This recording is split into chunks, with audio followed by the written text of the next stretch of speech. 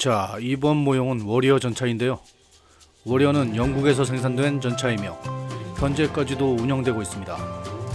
아카데미 1대 35 스케일로 나온 모형이며 2003년 이라크 버전입니다. 금형은 1996년 아카데미 것이고요. 이 제품은 2004년에 일부 부품이 추가되어 판매되기 시작한 키트입니다. 모형 생활을 하면서 많은 지식을 가지고 있는 것은 참 도움이 되겠지만 특히 전차는 많이 아는 바가 없습니다. 이런 키트를 접하면서 전차에 대해 공부할 수 있는 좋은 기회가 되기도 합니다.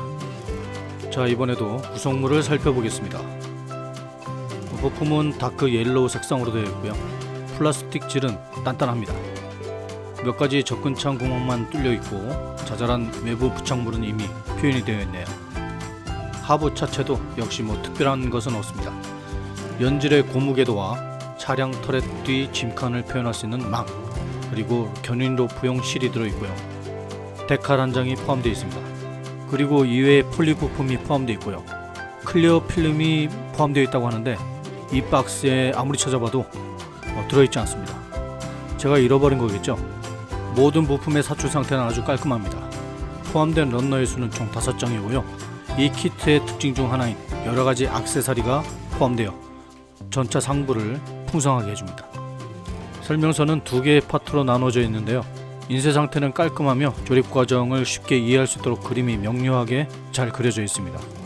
도색은 2003년 이라크전 전차와 1995년 보스니아전 평화이행군으로 배치된 영국 육군의 전차의 2가지 형태를 보여주고 있습니다.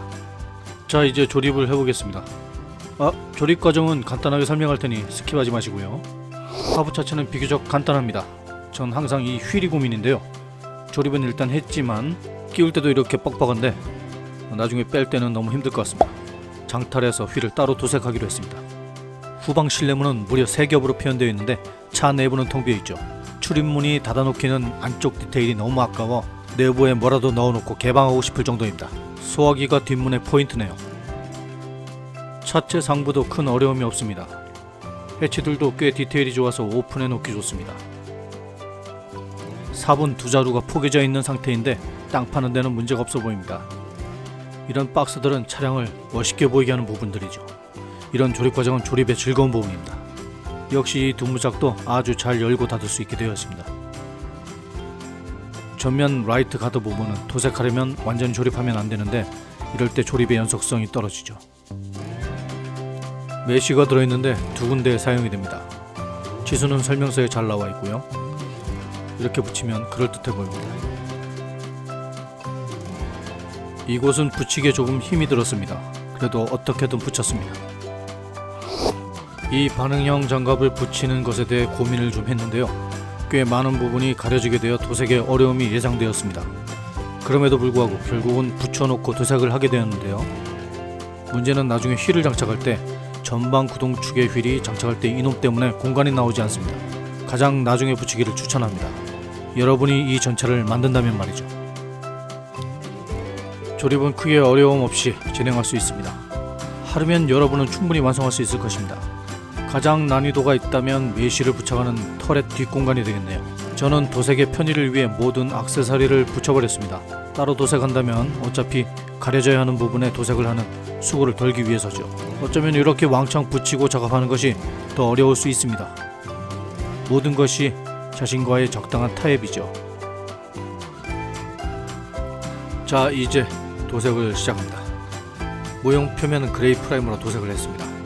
그 위에 블랙으로 쉐도잉 작업을 시작하는데요. 이 작업을 할 때는 컴프레셔 압력을 작게 합니다. 저는 1psi가 못 되는 압력으로 작업을 한 것 같습니다. 저압력에서도 희석된 도료가 쉽게 분무가 되려면 좀 묽은 농도의 희석비가 필요합니다. 이렇게 전체적으로 쉐도잉이 되었는데요. 아주 작고 미세한 부분에 반복적인 에어브러쉬 작업을 하면 손에 무리가 좀 많이 가는데요. 제 에어브러쉬 청소가 문제인지 좀 뻑뻑해서 힘들게 작업을 했습니다. 이라크 전에 참전했던 이 영국 육군 전차의 차체는 데저트 옐로우죠. 제가 가지고 있는 IPP 도료 중 영국 걸프 무장색이 있어서 이 도료로 도색을 합니다. 차체 전체에 약간 묽은 농도로 희석을 해서 하부의 쉐도잉이 어느 정도 비출 수 있게 도색을 합니다.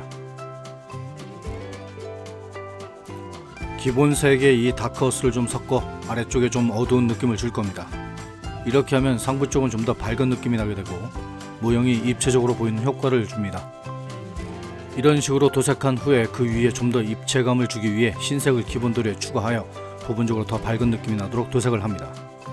좀 더 위쪽에 있는 부분일수록 밝은 느낌이 나도록, 그리고 가장자리보다 중앙 부위가 더 밝게 보이도록 그렇게 뿌려줍니다.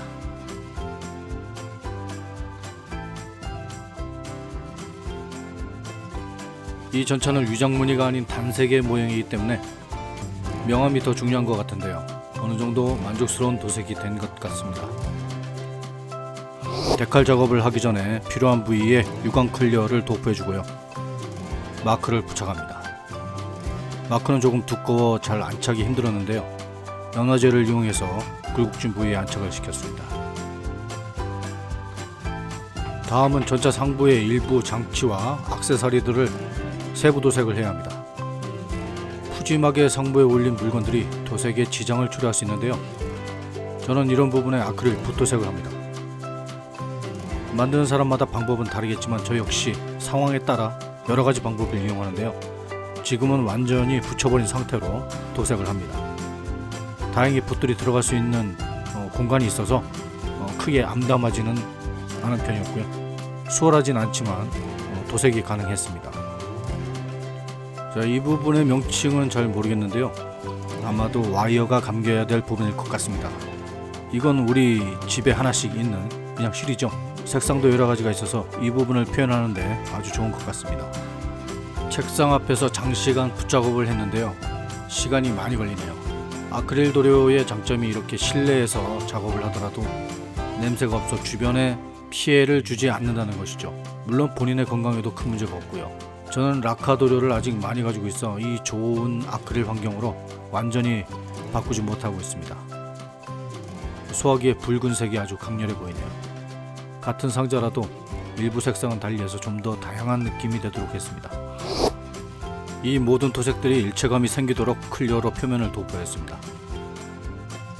견인 로프도 따로 떼어서 블랙으로 도색한 이후 그 위에 에나멜 브라운으로 필터링을 했습니다. 이제 차체 하부를 완성해야겠네요.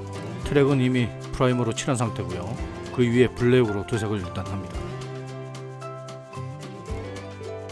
금속 느낌이 날 수 있도록 블랙 위에 칠한 색은 건메탈입니다. 이 전차는 현용이기 때문에 너무 낡은 표현은 적당하지 않을 것 같습니다.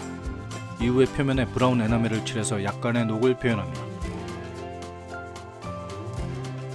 다크탄으로 흙먼지 느낌을 표현해주고요.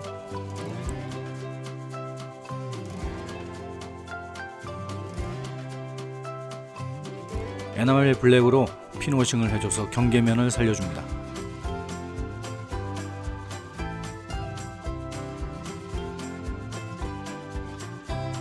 마지막으로 실버로 드라이 브러싱을 해주는데 이때 가장자리와 안쪽에 닿아서 마모됐을 법한 부분에 표현을 해줍니다. 트랙 도색이 끝났네요.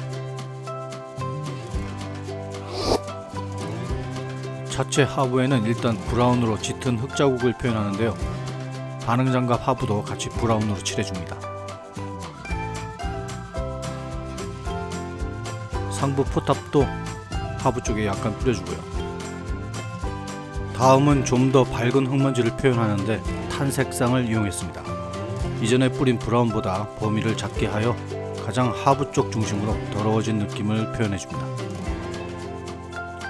이 위에 다시 핀워싱을 하고 듬성듬성 이물질이 흘러내린 느낌을 어두운 계열의 에나멜 색으로 표현을 해줍니다.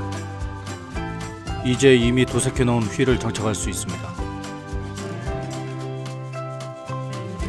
연질의 고무 트랙은 가능하다면 미리 끝을 서로 연결시켜 놓길 추천합니다. 그러기 위해선 여기서는 스커트 장갑을 나중에 조립을 했어야 하는데 저는 이 과정에서 고무 트랙을 연결하는데 진땀을 뺐습니다.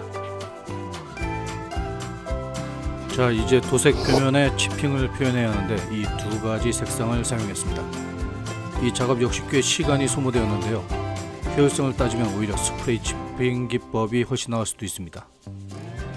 붓의 문제인지 실력의 문제인지 항상 만족할 수 없는 결과를 보이는데 좀 더 연마를 해야 할 것 같습니다.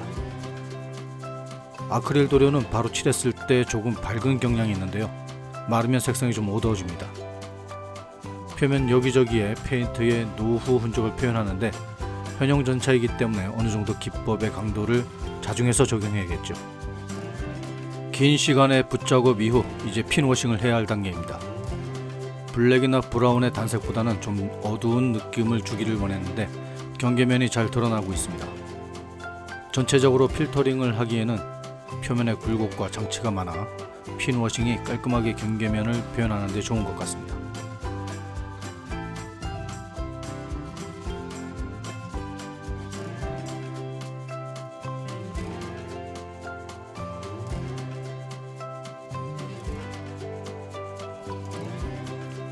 넘쳐나서 과하게 묻은 에나멜은 희석제를 묻힌 붓으로 연하게 만들거나 지워줍니다.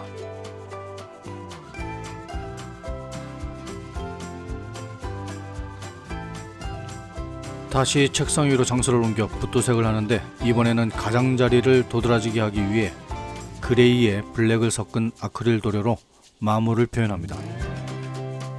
차체 위에도 좀 더 어두운 칩의 흔적들을 표현해서 밝기만 했던 칩들과 어울리게 합니다. 다시 도색 작업장으로 장소를 옮겨 브라운으로 군데군데 워싱을 하기로 했습니다. 작업의 순서가 왔다 갔다 하는데 작업하다 보면 이렇게 순서가 반복되는 경우가 생기곤 합니다. 계획적이고 완벽한 모델러가 되고 싶은 마음은 굴뚝 같으나 아직도 고수의 길은 멀기만 한 것 같습니다.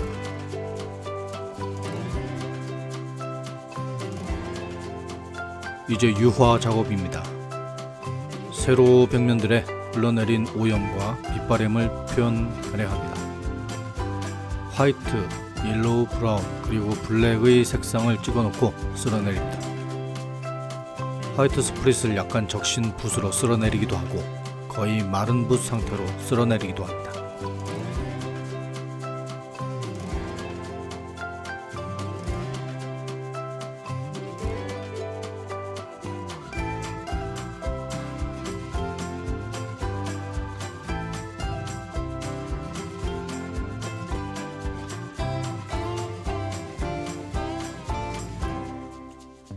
좀 더 역동적인 모형의 결과물을 얻기 위해 버프색으로 휠과 옆면 장갑 하단 부위를 집중적으로 칠해줍니다.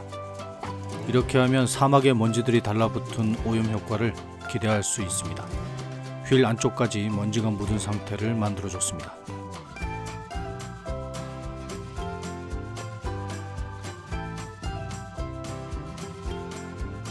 자, 이제 마지막 단계로 연필을 사용하여 각종 테두리와 손잡이 부분에 마모되고 광이 나는 효과를 표현합니다.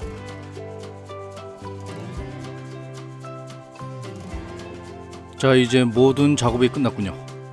워리어 작업 과정을 지켜봐 주신 여러분 감사드립니다. 단시간 내에 몇 주간의 작업을 편집하다 보니 영상에서 전하고자 하는 바가 제대로 전달되었는지 의심스럽군요.